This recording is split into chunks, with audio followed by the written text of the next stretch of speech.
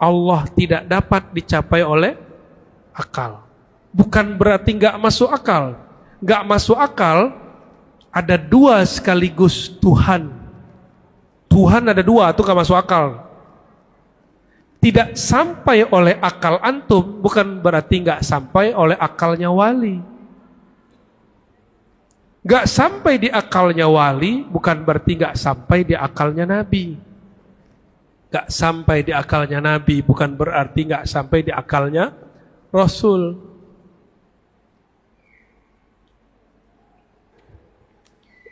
Sayyidina Nuh, akalnya segitu aja. Bagi dia 900 tahun berdakwah ditolak. Bagi dia nggak mungkin keturunan umatnya ini menjadi beriman. Bagi dia nggak mungkin menurut akal Nabi Nuh. Tapi Nabi Muhammad ketika diserang, diusir orang Taif, di akal Nabi Muhammad masih mungkin keturunannya beriman. Tuh, beda akal kan? Allah suka-suka aja buat takdir. Tapi ingat, la yukhliful mi'ad. Allah tidak pernah melanggar janjinya. Dan Allah tidak pernah zalim. Jadi jangan berpikir Allah tidak adil. Antum mau keadilan Allah? Mau keadilan Allah? Pasti semuanya masuk neraka. Jangan pernah minta keadilan Allah. Semuanya masuk neraka. Adil itu apa sih? Apa adil? Bingung deh. Padahal sering ngomong ya. Bukan 50-50 toh? Enggak. Sesuai dengan haknya kita bagi. Kira-kira kita pantas nggak masuk surga? Sholat nggak khusyuk, umroh narsis. Kalau ziarah orang dikubur foto ya salam. Ente lagi foto sama kuburan, lagi ziarah nih di Syarif Hidayatullah, ceng gitu ya. Coba kalau ada penampakan. Sekarang itu orang foto aja di mana-mana ya. Ntar jangan suka foto-foto. Lihat wajah guru kita, simpan di hati. Cukup. Itu dibawa sampai mati. Kalau yang difoto, fotonya rusak, handphonenya pecah, pecah juga cintanya ya. Kalau antum cuma melihat dia pakai mata, melihat pakai alat foto, lalu diposting, nanti kalau ada postingan jelek tentang guru kita itu, kita akan terpengaruh. Makanya guru simpan di kolbu. Jangan simpan di Facebook. Karena tidak semua orang senang kalau orang lain senang. Ilmu itu nikmat gak? Kalau ada nikmat, ada yang hasad gak? Pasti ada yang hasad. Antum ikut daurah begini, ada yang hasad, gak ridho. Ngaji sama saya itu pasti ada yang gak ridho. Pasti ada. Ya. Ini bukan nakut-nakutin ini. Ya. Jadi Allah tidak dapat dicapai dengan rasio apapun. Kenapa tidak sanggup? Otak yang kita punya umurnya berapa tahun? Berapa tahun umur otaknya, Mas? 27, seumur sama badan. Tambahin 9 bulan dong. Lupa dia udah pernah 9 bulan di perut. Korupsi ente. 27 tambah 9 bulan, 28 lah ya. Berarti otak ente baru 28 tahun. Allah sudah ada sebelum itu. Maka akal gak sanggup, otak gak sanggup membayangkan Allah. Gak usah deh bayangin Nabi Adam, bisa gak? Itu gak bisa, apalagi bayangin yang ciptain Nabi Adam. Wala yushbihuhul anam. Tidak ada ciptaannya yang menyerupainya. Hayyun la yamut. Dialah yang maha hidup. Qayyum la yanam. Yang maha mengurusi makhluknya dan tidak pernah kelelahan. Coba panitia kecapean gak?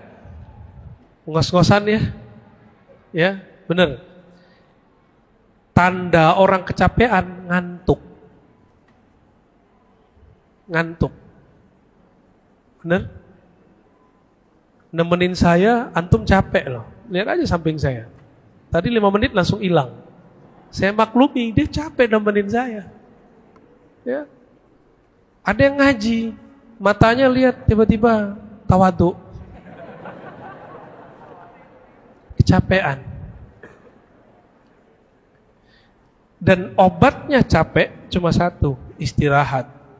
Dan Allah tidak pernah capek.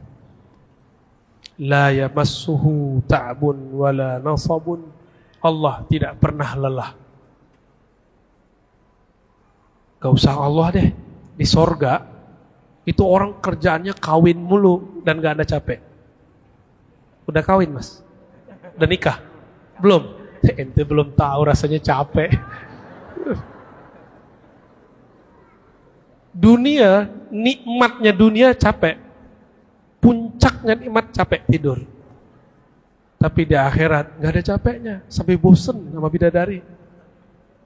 Bosen sudah, akhirnya bingung, ya Allah, udah bosen ya Allah.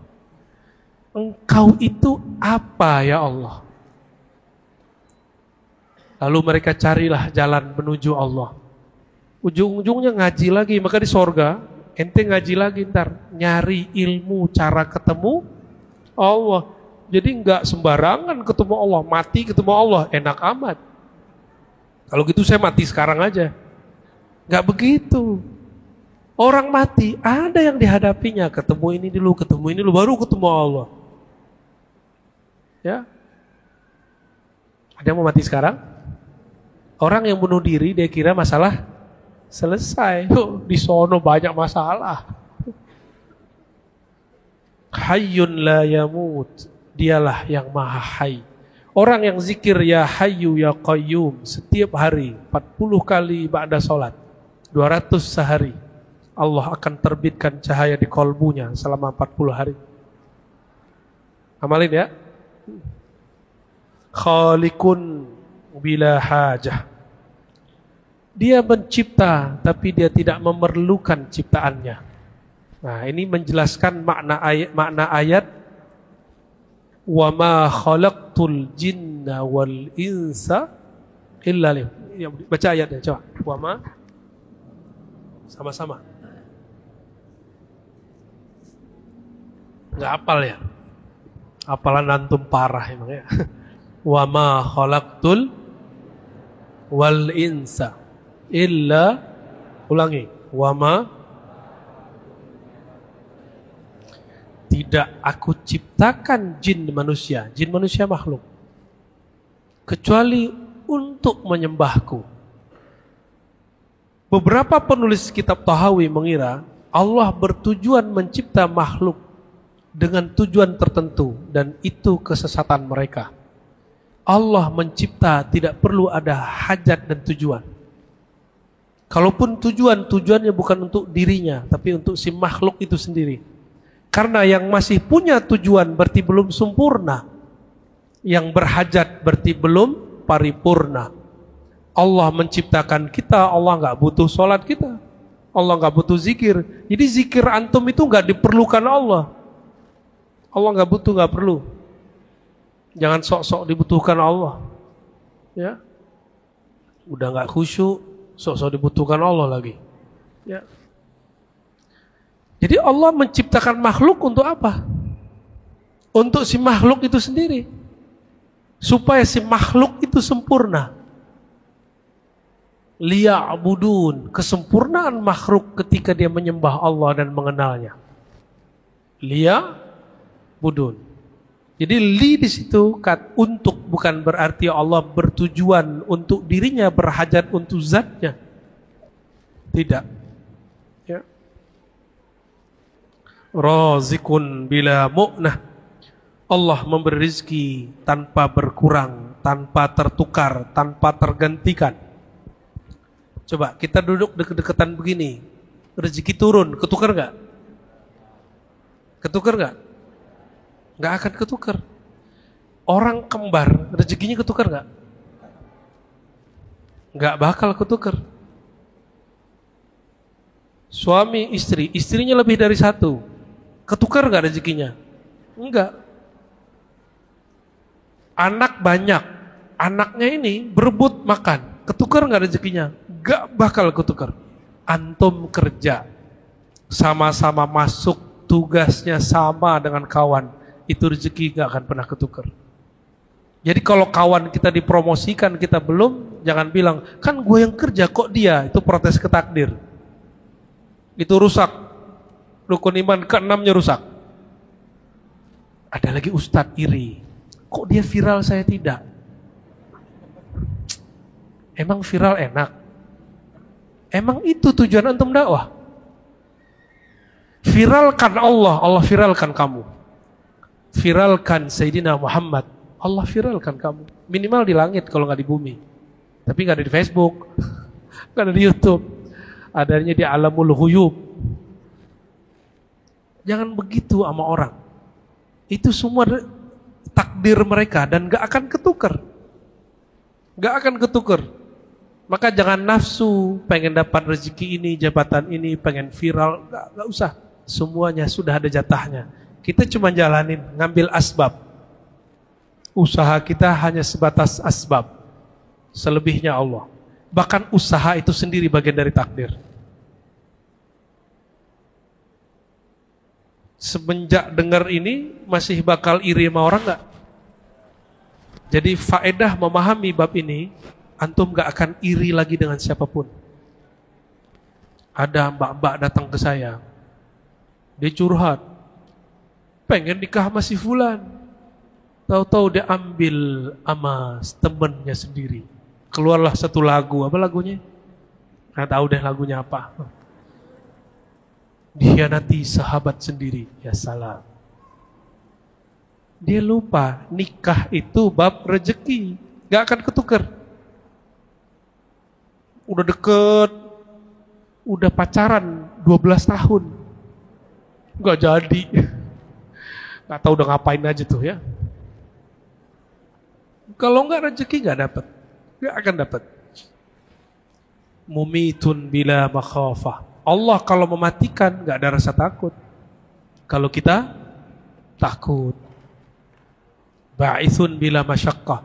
Jika Allah nanti membangkitkan, mengembalikan hidup kita semua, maka Allah membangkitkan tanpa kesulitan. Enggak perlu, bahannya sudah ada semua. Jadi antum kalau mati semua, itu Allah sisakan bagian tulang ekor. Lalu tiba-tiba ada hujan. Hujannya seperti hujan airnya, seperti air nutfah, air sperma. Tapi bukan sperma. Lalu Allah ciptakan di situ tanpa ada perkawinan, langsung menjadi tubuh. Bertahap, bertahap, bertahap, bertahap. Sayyidina Ibrahim bertanya kepada Allah, ya Allah, itu gimana caranya engkau menciptakan tubuh yang sudah hancur? Allah bertanya, kamu kurang percaya Ibrahim? Enggak ya Allah, cuma pengen tenang. Cukup Nabi Ibrahim yang minta, ya antum jangan ya. Kata Nabi Ibrahim, ya Allah, liyatma'inna qalbi. Aku ingin hatiku tenang. Lalu Allah mengatakan, oke, ambil beberapa tuyur, apa arti toir? Burung, cincang-cincang, habis disembelih cincang, lalu bagi di banyak gunung. Udah dibagi di banyak gunung. Berarti tubuhnya mencar-mencar enggak? Mencar-mencar. Lalu kata Allah, hai Ibrahim, panggillah burung itu. Tuh, itu ilmu Nabi Ibrahim tuh. Manggil yang udah mati bisa hidup lagi. Dan semuanya nyatu, kayak seperti di film. Semuanya dan jatuh. Enggak ketukar tubuh yang satu dengan tubuh yang lain. Maka Nabi Ibrahim mengatakan, lihat ma'inna qalbi, hatiku sudah tenang ya Allah. Berarti iman gak boleh nambah, gak boleh kurang. Nah ini penting. Ini saya ulangi. Iman itu terbagi dua. Ada pokok, ada cabang. Tolong dibuat peta-petanya di kepala ya. Ada pokok, ada cabang. Bahasa Arabnya ada usul, ada furu. Usul pokok, furu cabang. Pokoknya iman tasdik fil qalb, membenarkan di dalam hati. Percaya. Sedangkan cabangnya lisan yang bersaksi, tubuh yang beramal. Itu cabang. Lisan yang bersaksi, tubuh yang beramal. Harta yang disedekahkan, itu cabang iman. Coba lihat, kalau tubuh kadang sholatnya banyak, kadang dikit, benar? Ya, sedekah kadang banyak, kadang dikit. Banyak berarti cabang imannya sedang banyak. Kalau dikit berarti cabangnya lagi sedikit. Jadi kalau ada orang mengatakan imannya lagi naik, itu cabang iman. Sedangkan usul iman gak boleh naik, gak boleh turun. Dia harus tetap. Gak boleh bertambah, gak boleh berkurang. Kata Sayyidina Ali, seandainya terjadi apa saja, matahari terbenam dari di timur nggak ngefek kepada imanku. Terjadi emas, ambil kerikil, jadi mutiara, nggak merubah imanku. Karena iman nggak boleh nambah, nggak boleh kurang. Sudah punya iman yang begitu belum?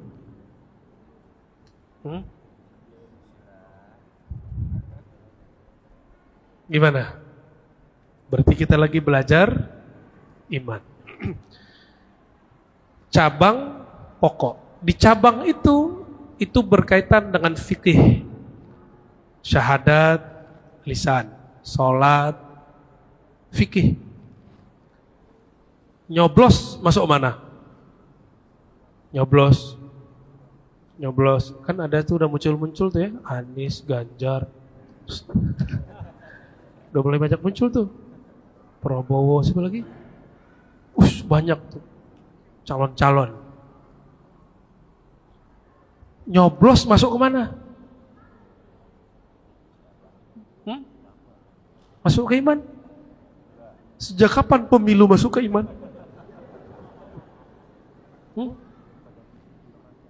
Sejak kapan pemilu masuk ke iman? Sejak kapan politik masuk ke iman? Sejak 2016 di Indonesia. Sampai sedih kita di Jakarta, ada orang beda pilihan gak disolatin di masjid. Konyol kalian itu, gak belajar akidah. Malu kepada Allah, kepada Rasul. Gak ada orang belajar akidah Ahlussunnah begitu. Tapi betapa pintarnya si politikus-tikus itu. Ya, akhirnya menjebak dan menyesatkan umat. Beda politik, akhirnya beda iman. Saya berulang-ulang sampaikan ini, sesanggup saya, ya, sekuat saya. Dan saya nggak anti orang politik, Pak. Barusan saya diundang istrinya Muhaimin, dianya hadir lagi. Sebelumnya ketemu juga orang Gerindra, sebelum ketemu orang P3, sebelum ketemu orang, nggak ada masalah sama saya. Karena bagi saya politik bukan bagian dari iman. Yang mengajarkan iman politik itu satu, itu dua kelompok. Ingat, satu Khawarij, kelompok yang membunuh Sayyidina Ali. Yang kedua, kelompok yang berlebihan mencintai Ali, Syiah. Antum yang mana? Ntar lupa lagi 2024 ya. 2023 nih udah mulai panas nih. Sepakat? Yang ngaji akidah Ahlussunnah, jika nanti antum melihat ustadz beda dengan ustadz dalam masalah pilihan, berarti imannya tidak tambah, tidak imannya masih sama. Kita debat boleh, debat politik, tapi jangan mempersoalkan iman di situ. Oke? Gimana? Tambah sesat gak? Tambah lega atau tambah sesat? Yang left dari grup selama 2016 sampai 2019. Enggak jadi deh. Ntar jadi panas lagi. Jika antum buka kitab ini dari awal sampai akhir, tidak ketemu pembagian tauhid jadi 3. Uluhiyah, rububiyah, asma dan sifat. Nah. Ini bisa nggak deh dibawa?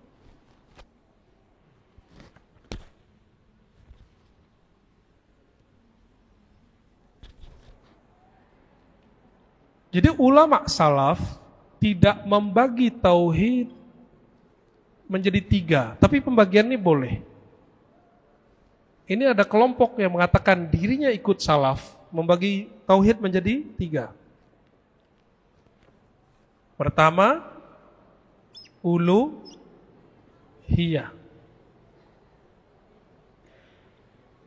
Yang kedua, rububiyah. Enggak sahih ini.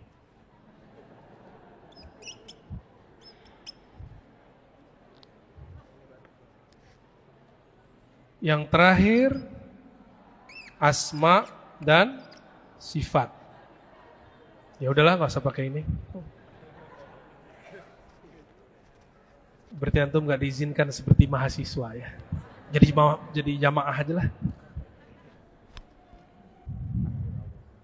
Takdir Allah katanya. Pembagian ini boleh nggak? Boleh, nggak apa-apa. Tapi pembagian ini baru muncul di abad ke-8 Hijriah, bukan di abad ke-3 Hijriah. Disebut 3 tauhid. Inilah ajaran Syekh Ibnu Taimiyah, Imam Salafi, kemudian Muhammad bin Abdul Wahab, Imam Wahabiyah, dan yang sekarang yang ada di Saudi itu, yang sekarang dipakai di beberapa institut di Indonesia.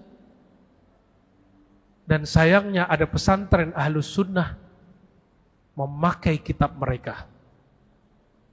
Ini yang saya sayangkan. Kita ingetin ngamuk-ngamuk, ya sudah. Kan kewajiban kita cuma tawasau bil haq wa in kana murran. Meskipun pahit kita sampaikan. Kalau nggak terima nggak apa-apa. Apa kata si ustadz kepada saya? Kami mengajarkan perbedaan akidah di pesantren. Itu ngeles namanya. Emang santri ente sudah sanggup berbeda akidah. Diajarkan kitab yang berbeda faham, nggak akan sanggup. Si 20 aja nggak paham. Kita sama mazhab kita belum paham. Gimana kita membandingkan dengan mazhab yang lain? Nggak mungkin. Semoga nanti mereka mau mendengarkan ini ya. Apa yang bahaya di sini? Ibnu Taimiyah mengajarkan apa? Uluhiyah ini tauhid ibadah. Kata siapa? Ibnu Taimiyah, imamnya Salafi. Rububiyah iman, filosof, sufi, dan orang-orang musyrik. Orang beriman juga pakai. Orang musyrik bertauhid. Nyambung gak? Musyrik menyekutukan Allah, tauhid mengesahkan Allah. Nyambung gak? Rububiyah kata Ibnu Taimiyah, tauhid orang musyrik. Nyambung? Nggak connect. Nah, akibat apa? Akibat Ibnu Taimiyah mengharamkan ilmu mantik. Tahu ilmu mantik? Ilmu logika. Kalau yang pernah ngampus, pernah belajar ilmu logika, apalagi yang orang hukum. Kalau di pesantren, mantek namanya. Bukan mantek, bukan itu. Itu lain lagi, coy. Rububiyah. Lalu asma was sifat. Kata Ibnu Taimiyah, asma was sifat bukan 20 aja, bukan 7 aja. Seperti yang dikatakan Asy'ari, Maturidi. Ternyata Ibnu Taimiyah salah faham. Dikira Asy'ari hanya meyakini 7 atau 20 sifat. Sifat 20 bukan pembatasan sifat Allah. Itu hanya untuk sebagai patokan. Kalau faham 20, faham sifat yang lain. Sifat Allah tidak terbatas. Ajaran gagal faham memang dari dulu jadi ajaran baru ya. Dan itu jadinya. Jadi antum kalau belajar, nah turunan kitab-kitab ini seperti pembatal keislaman, 10 pembatal keislaman itu dari kitab ini, dari akidah ini. Dan itu berbahaya. Karena 10 pembatal keislaman itu akan membatalkan orang yang beda faham. Sekarang banyak ibu-ibu pengajian canggih-canggih kitabnya. Akidah Ahlus Sunnahnya belum beres sudah ngaji kitab yang beginian. ini ajarannya kurang pas. Kurang pas. Karena dia mengatakan Asy'ariyah itu belum uluhiyah. Sufi belum uluhiyah. Sufi baru rububiyah. Sama dengan orang musyrik. Penghinaan gak tuh? Penghinaan sebenarnya. Kalau ada orang yang mengatakan Allah terbatas gimana?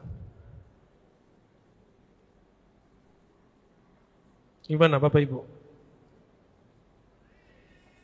Allah terbatas. Sesat atau enggak? Beneran? Berani enggak? Berani enggak bilang mereka sesat? Ini kita mau tunjukin nih. Nomor 38 halaman 54.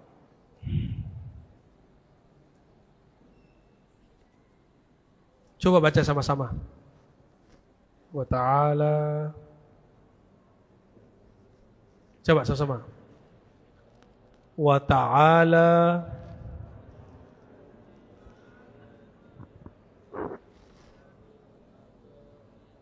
Yang kenceng. Wa ta'ala. Terus.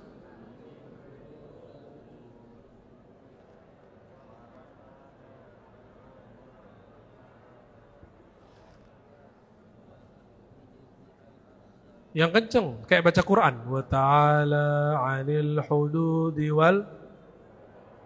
Terus?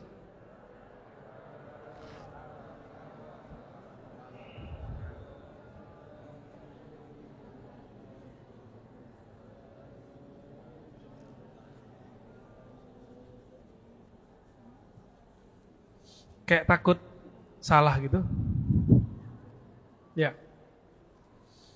Wa ta'ala, dan Allah maha suci, maha terbebas. Anil hududi, dari hudud. Hudud jamak dari had, batas. Dalam bahasa Malaysia had sudah jadi bahasa Malaysia. Ya. Wal ghayat, ujung. Karena ada yang bayangin Allah itu duduk di atas aras dan dia lebih gede dari aras. Kan nanti kita kebayang bokong, kan gawat itu. Kebayang pinggang, kebayang agak mengerikan akidah-akidah begitu. Wal arkan, anggota badan, wal a'dha wal adawat, la tahwihi jihatus sit. Tidak ada yang meliputinya, baik berupa arah yang 6. Kasairil mubtada'at, seperti semua makhluk. Coba, yang duduk sekarang ada arah depan enggak? Belakang? Tas? Bawah? Berarti antum ini makhluk, bukan kholik. Sah. Bukan kholik ya? Kenapa? Karena kita tubuh, jisim. Jisim itu butuh ruang, arah. Sedangkan Allah tidak memerlukan ruang, tempat dan arah. Ibnu Taimiyah mengatakan dari bab asma dan sifat. Apa kata dia? Menukil dari kalam Utsman bin Sa'id Darimi. Siapa yang tidak meyakini Allah punya batas telah menentang Quran dan Sunnah. Lalu dia baca ayat Ar-Rahman 'alal 'arsy istawa. Allah bersemayam di atas aras. Allah dibatasi dengan 2 batas yang besar, aras dan langit. Kata siapa? Utsman bin Sa'id Darimi, lalu dinukil oleh Ibnu Taimiyah. Itu yang dipakai sekarang oleh Muhammad bin Wahab dan pengikut-pengikutnya Wahabi. Jadi mohon dimaklumi akidah mereka begitu. Apakah kafir orang yang begitu? Enggak. Kurang pas memahami Allah. Maka kita nggak boleh juga kemudian menghina mereka. Cukup kita katakan ya sudahlah ente berarti segitu aja ma'rifatullahnya. Kita nggak usah paksa juga akidah kita. Ya, jadi nanti ini bukan untuk bahan debat ya. Ini untuk memaklumi orang yang beda faham dengan kita dan kita bagaimana. Jadi antum sudah mulai paham Wahabi bedanya dengan Aswaja bukan Yasinan. Wahabi Salafi bedanya dengan Ahlus Sunnah bukan masalah tahlilan. Bedanya di sini dan itu. Oke, sudah mulai paham? Jadi kalau ada orang Yasinan, mungkin gak dia berkeyakinan? Ada. Saya berdebat panjang sama senior saya dulu. Oh dia kan Yasinan, berarti dia Aswaja. Ahlus Sunnah itu ada akidah, ada fikih. Yang ente maksud yang mana? Saya tanya gitu. Tapi ingat juga, ada orang nanti akidahnya sudah Ahlus Sunnah, fikihnya sudah Ahlus Sunnah, tapi dalam politik dia mengikuti Khawarij. Mulai banyak Pak hari ini, Ustadz loh. Ustadz. Gimana tuh? Ciri-cirinya ntar ketika temannya beda pilihan, dia akan menyerang habis. Sampai ada sebutan, Habib anti Jokowi, Habib pro Jokowi. Apaan itu istilah? Pernah dengar gitu gak?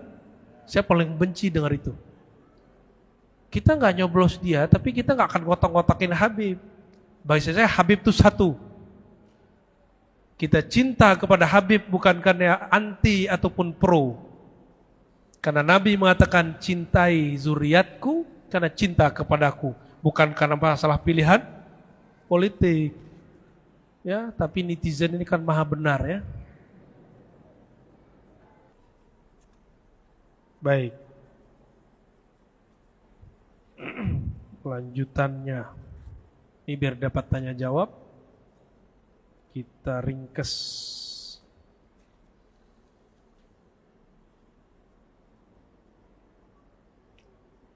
Sorga neraka kekal nggak? Kekal nggak?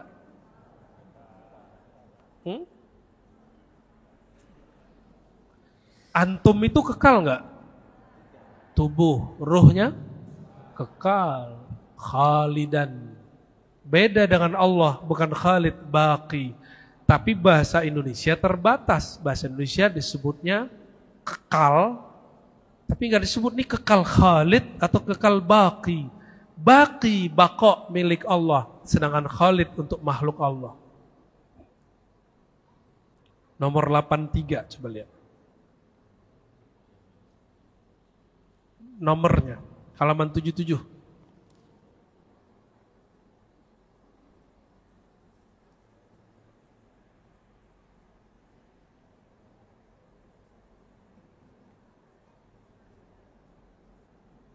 Sudah. Nah, nomor 80 dulu deh. 80 dulu.